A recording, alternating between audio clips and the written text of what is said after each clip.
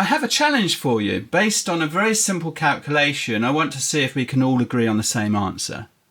And I think you're going to be surprised by the outcome.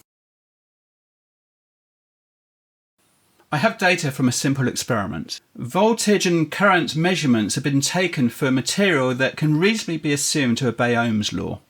I want to determine the resistance of that material.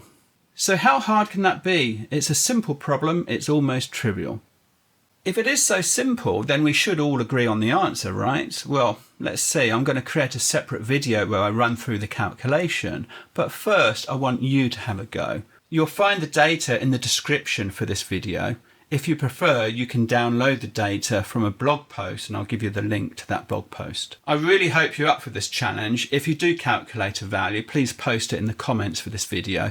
Think carefully about the level of precision for the result and ideally also quote the standard error. I will produce a follow-up video where I look at different scenarios for doing the calculation, in fact different assumptions associated with the calculation.